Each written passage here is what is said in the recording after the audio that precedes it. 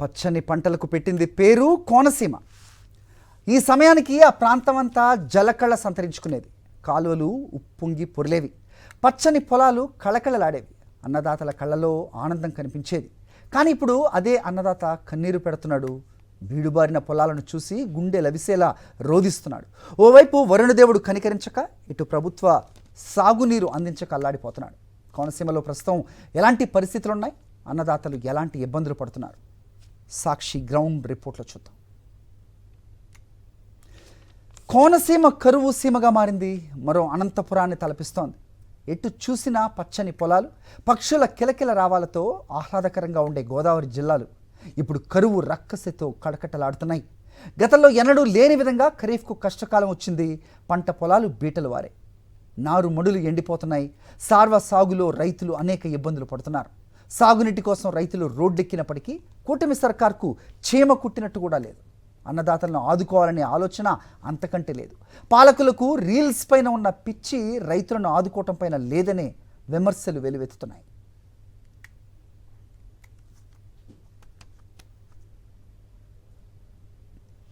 ఇక గోదావరి డెల్టాలు తూర్పు, మధ్య, పశ్చిమ కనుమలకు సంబంధించి ధవళేశ్వరం కాటన్ బ్యారేజ్ నుంచి సాగునీరు సరఫరా అవుతోంది. దాదాపు 8,96,000 ఎకరాల్లో సాగు అవుతుండగా దీనికి సంబంధించి ప్రస్తుతం 14,000 క్యూసెక్కులకు పైగా నీటిని ప్రతిరోజు కూడా విడుదల చేస్తున్నారు.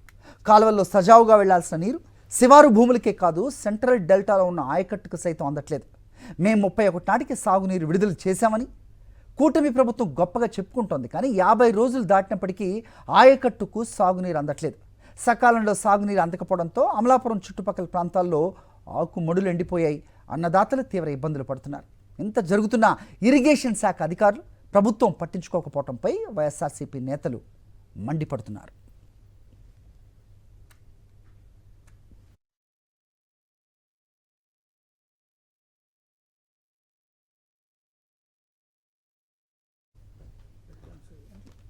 ప్రభుత్వ చేతకానితనం వల్లే కోనసీమలో కరువు రక్కసి విలయ తాండవం చేస్తోందని వైఎస్ఆర్సీపీ నేతలు మండిపడుతున్నారు.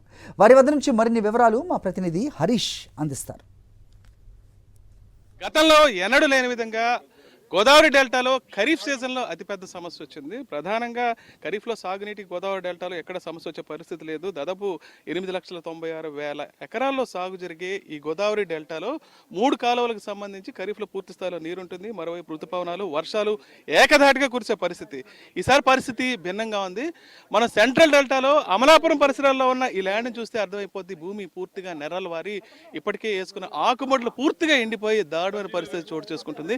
కేవలం ప్రభుత్వ నిర్లక్ష్యం, అధికారులు వ్యవహరించిన వాటర్ మేనేజ్మెంట్ సక్రమంగా లేకపోవడం వల్లే ఈ అతిపెద్ద సమస్య తలెత్తుందనే ఆరోపణలు ఉన్నాయి. దీనికి సంబంధించి వైఎస్ఆర్సీపీ జిల్లా అధ్యక్షుడు చెర్ల జగ్గిరెడ్డి, వైఎస్ఆర్సీపీ నాయకులంతా కూడా క్షేత్రస్థాయిలోకి వచ్చి ఇక్కడ సమస్యను అయితే ప్రస్ఫుటంగా ప్రభుత్వానికి చూపించే ప్రయత్నం అయితే చేస్తున్నారు. సెంట్రల్ డెల్టాలోనే ప్రాబ్లం వచ్చి పూర్తిగా నేల కూడా నెరలు బారిపోయింది. అసలు ఎలా చూడొచ్చు, ఎవరిది తప్పు?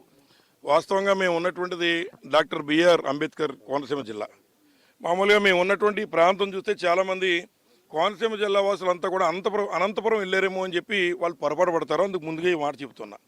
వాస్తవంగా ప్రతి సంవత్సరం కూడా ఖరీఫ్ సీజన్కి మాకు నీటికి ఇబ్బంది ఇప్పుడు లేదు. ఎంచేతంటే మేము కోనసీమ బిడ్డలుగా ఉన్నాం. ఇక్కడ ఉన్న అంబేద్కర్ ఎవరైతే మరో ఇక్కడ ఉన్నటువంటి కాటన్ గారు ఇచ్చినటువంటి పరిస్థితుల వల్ల ఎప్పుడు కూడా ఖరీఫ్కి లోటు లేదు. కేవలం 11,000 క్యూసెక్కుల నీరు ఇస్తే ఇక్కడ ఉన్నటువంటి చివరి ప్రాంతాలకు కూడా నీరు అంది సుమారు 3,500 కోట్ల రూపాయల పంటని ఇక్కడ ఉన్నటువంటి రైతులు కష్టపడి పండించగలరు. అంత శక్తి ఉన్నటువంటి రైతులు ఉన్నారు ఇక్కడ. ఇవాళ వాళ్ళు పెట్టుబడులకి ప్రభుత్వం సాయం చేయకపోగా వారు బ్యాంకుల్లో బంగారాలు పెట్టుబడులు తెచ్చుకుని సిద్ధంగా ఉంటే మరి ఈ రోజున ఎక్కడ ఇంకో శివారు ఉన్న ప్రాంతాల్లో ఈ రకంగా బీడువారిపోయి నెర్రలు గీసేసినటువంటి పరిస్థితి ఇవాళ కనిపిస్తుంది. ముఖ్యంగా నిన్న మంత్రి గారు వచ్చారన్నారు. మంత్రి గారు వస్తే ఇది చూస్తారేమో, వారు కూడా దీని మీద ఏమైనా చర్యలు తీసుకుంటారేమో అని చెప్పి రామానాయుడు గారు వచ్చారు కదా చేస్తారనుకున్నా. కానీ డ్రామానాయుడు గారు అని చెప్పి అనుకోరా. ఆయన వచ్చి వెళ్ళిన తర్వాత అందరికీ అర్థమైంది ఈయన డ్రామానాయుడు గారని. ఎందుచేతంటే ఎక్కడ నీరుందో ఫోటోషూట్ తీసుకోవడానికి అక్కడ నీరున్న చోట ఫోటోషూట్ తీసుకుని వెళ్ళిపోయేటువంటి కార్యక్రమం చేశారు. కానీ ఇవాళ ఈ చివరి ప్రాంతాల్లో రైతుల యొక్క పరిస్థితి ఏమిటి? మరి ఏదైతే జూన్ 30వ తారీఖున మీరు కాలువలు ఇస్తే ఇప్పటి వరకు చివరి ప్రాంతంలో నీరు రాకపోతే మీరు రావాల్సినటువంటి చివరి ప్రాంతాలకు కదా ఇక్కడికి వచ్చి కదా రైతులకు మీరు పలకరించి ఇక్కడ చర్యలు తీసుకోవాలి కదా. ఇది కుటుంబ ప్రభుత్వం ఒక వైఫల్యం అండి. ఎందుకంటే ఈ అభివృద్ధి అనేది ఎవరు అడ్డుకునే వాళ్ళు ఎవరూ లేరండి. ముఖ్యంగా ప్రజలకు అభివృద్ధి జరుగుతున్నప్పుడు ఎవరు ఏ పార్టీ వాళ్ళు కూడా వచ్చి అడ్డు చెప్పరు. కానీ అభివృద్ధి చేయడానికి కూడా ఒక టైం అనేది మనం ఫాలో అవ్వాలని చెప్పేసి ప్రభుత్వం గుర్తుపెట్టుకోవాలి. ఎందుకంటే ఆల్రెడీ మనకి కాలువలు వదిలేసే టైంకి వీళ్ళు ఆ టైంకి బ్రిడ్జిలు కడుతున్నాము, మీకోసం కడుతున్నాము, కనీసం ఓకే కడుతున్నారు. బట్ ఆ కన్స్ట్రక్షన్ జరుగుతున్నప్పుడు కూడా ప్రభుత్వం ఏం చేస్తుంది? కనీసం ఒక స్టేట్మెంటో లేకపోతే అధికారుల చేత రైతులకు చెప్పడమో, లేదంటే వాటర్ నిల్వ చేసుకోండానో, లేదనుకుంటే ఇది పరిస్థితి, మీరు ఈ టైంలో క్రాప్ వేయొద్దనో వారు ఒక మెసేజ్ పంపిస్తే వారు దానికి ప్రిపేర్డ్గా ఉంటారు. రైతు అనేవాడు ఖచ్చితంగా క్రాప్ మీద డిపెండ్ అయ్యి బ్రతుకుతున్నప్పుడు అతనికి అన్ని విధాలా కూడా ఆదుకుంటూ ముందుకు వెళ్ళాలన్నది ఏ ప్రభుత్వమైనా చేయాల్సిన పని. ఈ ప్రభుత్వం ముఖ్యంగా అమలాపురంలో అంటే డాక్టర్ బిఆర్ అంబేద్కర్ కోనసీమ జిల్లాలో ఉన్నటువంటి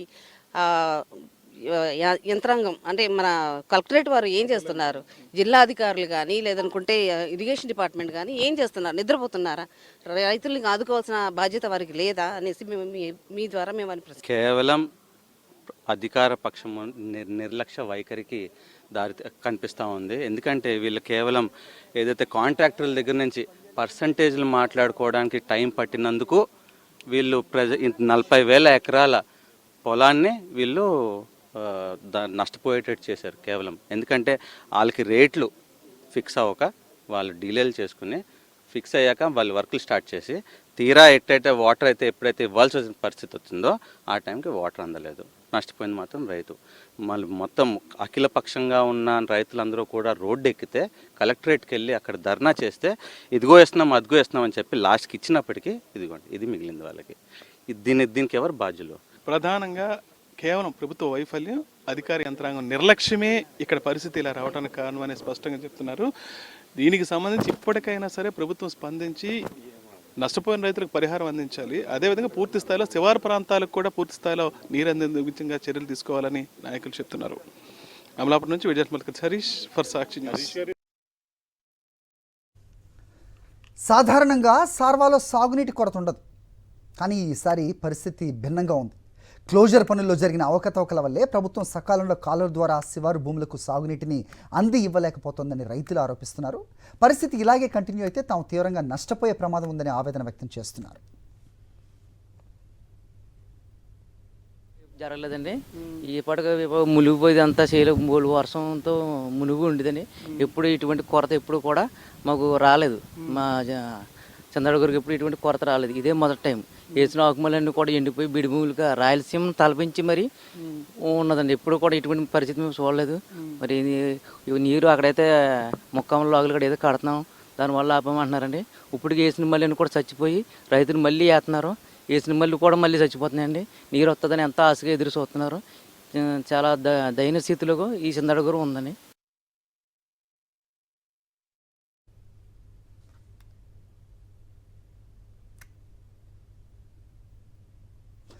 అమలాపురం మండలం చిందాడగరు గ్రామంలో అనేక ప్రాంతాల్లో రైతులు ఎకరాకు 12,000 పెట్టి ఆకుమడులేశారు. సాగునీరు అందకపోవడంతో అవి ఎండిపోయాయి. దీంతో మరోసారి ఆకుమడులేశారు. ఇప్పుడు కూడా అదే పరిస్థితి. నీరు లేక ఆకుమడులు బీటలు వారాయి. ఎంత జరుగుతున్నా ఇరిగేషన్ శాఖ అధికారులు పట్టించుకోకపోవడంపై పెద్ద ఎత్తున విమర్శలు వస్తున్నాయి. పరిస్థితి ఇలాగే కొనసాగితే పెద్ద ఎత్తున ఆందోళనలు చేస్తామని కూటమి ప్రభుత్వాన్ని హెచ్చరిస్తున్నారు వైఎస్ఆర్సీపీ నేతలు. గోదావరి డెల్టాలో దాదాపు ఖరీఫ్లో 97 టీఎంసీలు మహా అయితే అవసరం అవుతాయి. ఒకవైపు వర్షాలు విస్తృతంగా కురుస్తాయి, గోదావరిలో కూడా సహజ జలాలు పూర్తి స్థాయిలో ఉంటాయి. ఈసారి పరిస్థితి పూర్తిగా భిన్నంగా ఉంది.